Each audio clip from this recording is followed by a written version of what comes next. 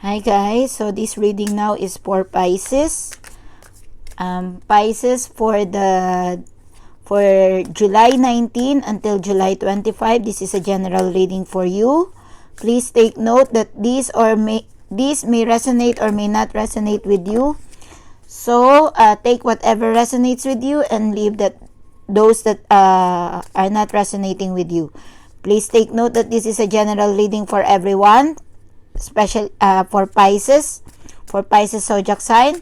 So I will be seeing your recent past, your present, and your near future. Okay, so this is a reading for Pisces, July 19 to July 25. Let us see.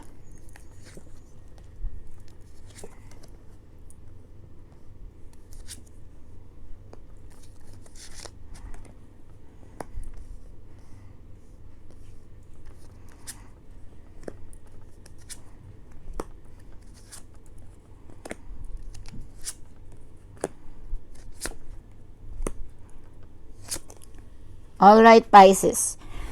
Your overall energy for this week is the Ten of Cups. Okay? So, the Ten of Cups symbolizes a complete contentment and good relationships on every level. Wonderful accord between families, lovers, and friends. This peace is stable and lasting, and you feel confident enough truly to enjoy the benefits. The 10 is also an auspicious card for group activities and finding a dream home. So if you are planning to have your dream home, so I guess this is a sign for you, Pisces. Okay, this is your recent past, your present, and your future. So for your recent past, you have the Ten of Swords, the Wheel of Fortune, and the King of Swords. Okay, so let's read about it.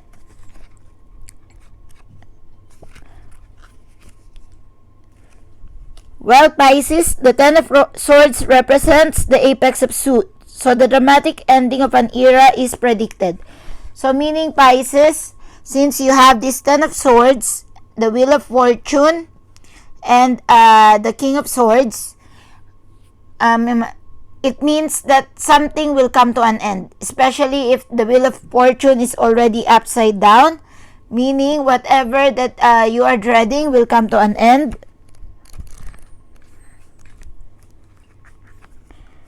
And the King of Swords confirmed about it. Okay, so this means that the Wheel of Fortune, when it is reversed, it indicates a negative situation over which you have no control.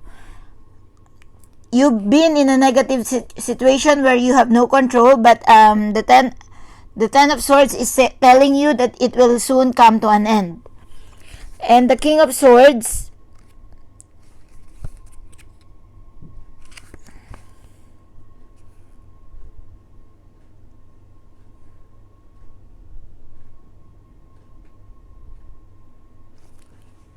okay, the King of Swords is saying that you should avoid any obstructions with regards to your plans. Actually, your plan will soon come to an end. Any negative experiences will soon come to an end, but there are people who are trying to reroute you from this situation, meaning they are bringing you out. They are bringing you so that you will stay on this situation, on this bad situation. So you know all those people, and you should avoid them. You should avoid these people because there are secret opponents in your coven, in your maybe in your family or in your group of friends or in the office or at work, wherein they are trying to manipulate your situation. So you have to be careful of them and you have to avoid them. Okay? For your near future, you have the Eight of Swords. For your present, you have the Eight of Swords, the Three of Swords, and the Knight of Wands. Let's see what is the meaning of that. The Eight of Swords, When it is upright, it means the sense of adversity. It becomes intensified when 8 is reverses, and you may waste valuable time and energy blaming yourself for others for a bad predicament. It is time to free yourself from whatever traps you by letting go of negative self-talk and seeing the situation clearly, exactly as it is. So whatever is coming to an end, don't blame yourself on it. This only means that you should let go. Let it comes naturally and freely. Okay? It will come to an end anyway, so even if you blame yourself, you cannot do anything about it. It is not your fault, Pisces. It's not your fault. The Three of Swords is telling you that there will be issue on how you cope with the loss. There could be new anxiety about your ability to deal with an enforced separation, or you suppress your grief. Learn from the experience, and life is about to take turn for the better. So whatever ended before, life is promising you that there will be a better situation up ahead of you. So, as I have said, stop blaming yourself. Stop it. It's not your fault. Okay? It is an uncontrollable situation from your past. We cannot control it. So stop blaming yourself about it, as confirmed by the Three of Swords. Let it go. You are entitled for a new beginning. And the Knight of Wands is telling you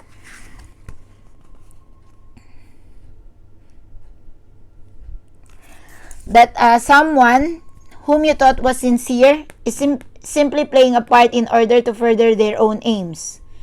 The Knight reverse may appear to be the driving force behind an event or project, but he thrives only on conflict and is of no real use to you. Your best approach is skepticism. So, this Knight of Swords is almost as the same as the King of Swords, wherein they are of no help to you. Okay? They are the driving force behind an event or a project, but they are using you for their own benefits. Okay? So for your near future, you have the Seven of Cups, the Page of Swords, and Temperance. Okay? The Seven of Cups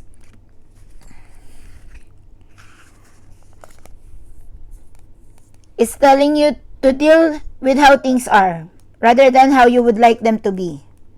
So this speaks your future. This is your near future already. A desire to have all your wishes granted may mean you deny an underlying truth. In a relationship, the Seven reverse can show deception in love. A false sense of security could mean you lose out. So Pisces, not everything that you see is true. And not everything that you feel right now is true. So, there are things that have come to an end. There are things that you have to let go in your future. And the Seven of Cups is telling you to accept things out. Accept it. Deal with it. And you have the Page of Swords,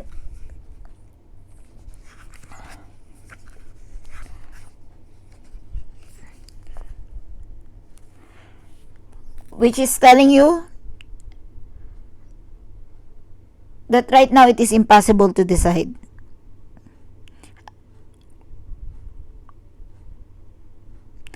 There are people who is spreading malicious gossips, lies, and manipulation. Make no assumption that you will be treated fairly. Double check arrangement and important paperworks. So, if the situation that you are facing is at work, or if you are dealing with something like court case or something which is inevitable, well, don't expect that you would be treated fairly within this week. And double checks all arrangements, especially paperworks. Especially all the paperworks. All the legalities. Shield yourself from these people who are trying to manipulate you. There are people who is trying to manipulate the situation, and you have no control of that. Something will come to an end. It's just that you have to shield yourself, because there might be some mischief maker which can spread, gossip about you, or they have ill intentions over you. So you are the only one who knows who are those people, so try to avoid them and try to avoid confrontations. Just do it by yourself, like protect yourself from them, but at the same time avoid confronting them, because they can read your moves, and if you do that, you might lose. Okay?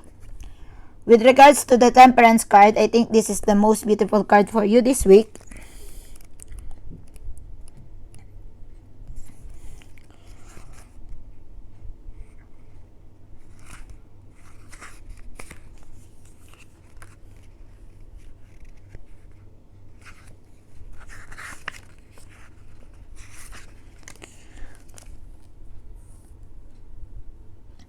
Temperance is telling you to give attention to details. It is essential if you are to get the right balance and combination of parts, or potential rewards will evaporate. A harmonious equilibrium is possible, and this can also be interpreted as reconciling your past behavior with who you are now. A further interpretation of temperance is a need to balance the books and temper your finances.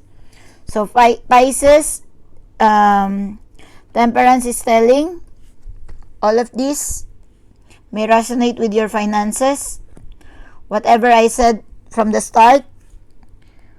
But your Ten of Cups is telling you that you will succeed on this situation. It's just that you have to be careful with these people who are trying to manipulate your situation right now. You are in control of whatever is your future. So just pray, keep on praying, and do your best, and be careful. This is what the card is telling you now. Be careful in dealing with others. Be careful with your documents. Be careful with all the paperwork. Try to double check it if you can. And that's it. So I'll see you next week. Bye!